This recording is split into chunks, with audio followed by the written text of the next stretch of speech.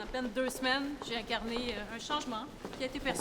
Pour la première fois depuis son élection, la première ministre se rend au Salon Rouge. Accompagnée de sa garde rapprochée, Christine Fréchette entre dans la dernière ligne droite du mandat de son gouvernement. Madame la première ministre. Le début d'une courte session parlementaire qui ne durera que 5 semaines. On ne pourra pas tout changer. Mais une chose est sûre, c'est qu'on va maintenir la cadence. On doit faire le maximum pour les Québécois, puis on va faire le maximum pour les Québécois.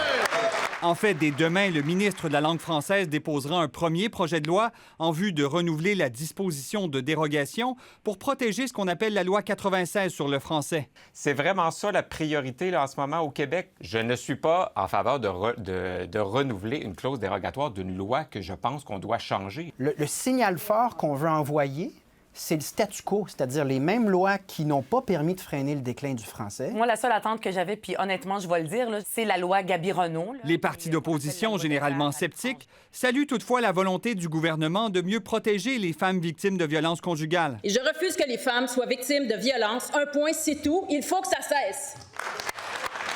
Pour y arriver, elle veut faire adopter la loi Gabi-Renault au nom de cette femme tuée par son conjoint l'an dernier à Saint-Jérôme, dont la sœur était à l'Assemblée nationale mardi. Aussi, la première ministre veut mener à bien la réforme de la carte électorale, le projet de loi pour permettre l'hospitalisation forcée des personnes dont l'état mental présente un danger, sans oublier la Constitution du Québec, qui ne récolte qu'un seul appui pour l'instant, celui du Parti conservateur.